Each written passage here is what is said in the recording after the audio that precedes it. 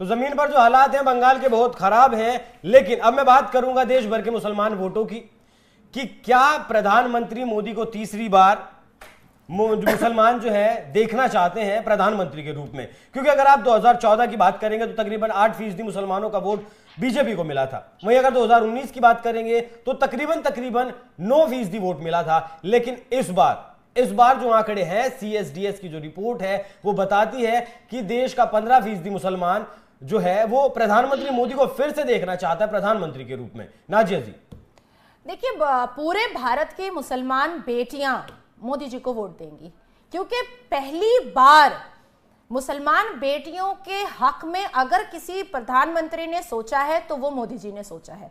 मुसलमान बेटियों के अस्तित्व, उनकी इज्जत, उनकी आबरू और उनके उठान के बारे में अगर सोचा है, उनके सक्सेस के बारे में अगर सोचा है, तो पहले प्रधानमंत्री हैं जो मोदी जी हैं, जिन्होंने मुसलमान बेटियों के बारे में सोचा।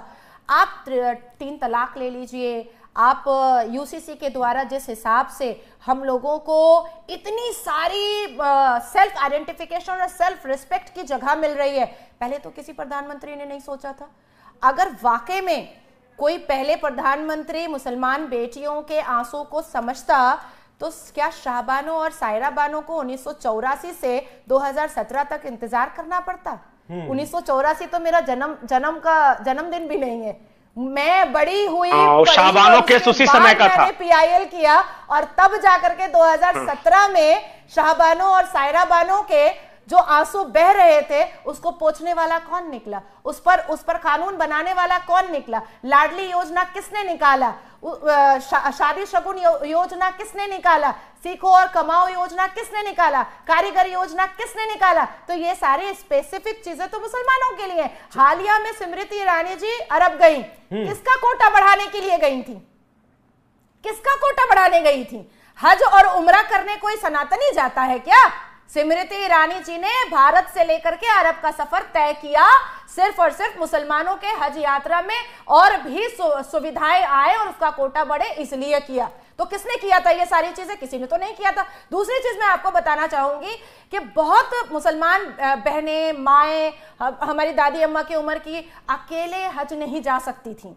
ये पहली सरकार है भारतीय जनता पार्टी और मोदी जी के नेतृत्व में 2023 में 4,500 से ऊपर महिलाएं अकेले हज यात्रा करने गई हैं। मैंने दिल्ली के इंटरनेशनल एयरपोर्ट से ज़ईफ अम्मा को मैंने रिसीव किया है और उनको व्हीलचेयर ले जाकर के मैंने गाड़ी में बैठाया है और उन्होंने हाथ उठा करके मोदी जी को दुआएं दी हैं उनकी लंबी उम्र के लिए। तो अब आप सोचो कि हज से लेकर के घर तक अगर इज्जत किसी ने बढ़ाई है मुसलमान बेटियों की तो वो पहले प्रधानमंत्री हैं मोदी जी।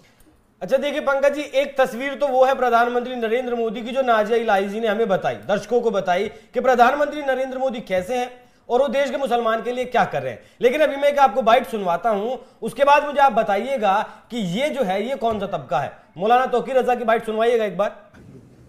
इसमें हम उन तमाम पार्टियों को जिनको आज तक सेकुलर समझ के हम लोगों ने, हिंदू मुसलमान सिख ईसाइयों ने, तमाम लोगों ने उनका साथ दिया, उन तमाम को हम ये दावत देते हैं कि आपका सेकुलरिज्म हमने देख लिया, कांग्रेस का भी हमने सेकुलरिज्म देखा है। पिछले 10 साल मनमोहन सिंह के हमने देखे हैं किन तकलीफों से देश को गुजरना पड़ा है। रोजाना बम ब्लास्ट होता था, यही आतंकवादी करते थे, लेकिन किन लोगों को पकड़ा जाता था। नरेंद्र मोदी के 10 साल हमने देखे हैं, मनमोहन सिंह के 10 साल हमने एनडीए के भी देख लिए और यूपीए के भी देख लिए।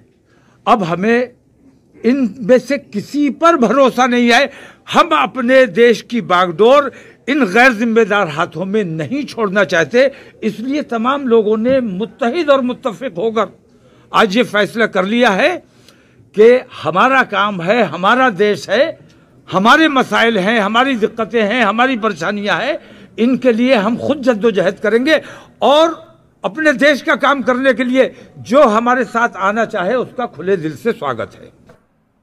तो ये मौलाना तौकीर रजा जी हैं जिन्होंने तीसरा मोर्चा बनाया है प्रधानमंत्री मोदी को हराने के लिए और कह दिया कि जो साथ आना चाहे वो आ जाए। लेकिन ओवैसी साहब ने तुरंत मना कर दिया कि हमें आप में कोई इंटरेस्ट नहीं है। इस तरीके के लोग भी हैं जो भड़काना चाहते हैं। तो नाजिया जी, नाजिया जी के पास थोड़ा वक्त कम है, इसलिए मैं उनसे सवाल लूंगा, पंकज जी उसके बाद मैं आपसे सवाल लूंगा।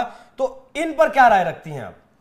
देखिए, सब अपनी अपनी रोटियां सेक रहे हैं, सब अपने अपने चेयर को बचा रहे हैं। और जिस हिसाब से सऊदी अरबिया के MBS ने सारे चंदे, भीख, फितरा, ज़कात, जजिया सब बंद कर दिया है कि भारत के मुसलमानों को कुछ नहीं दिया जाएगा। अब ये सोच रहे हैं कि भाई मदरसों में जो अश्लीलता होती है, जो घिनौनी चीज़ें होती हैं, वो भी लोगों के सामने पूरी खुल के आ चुकी है।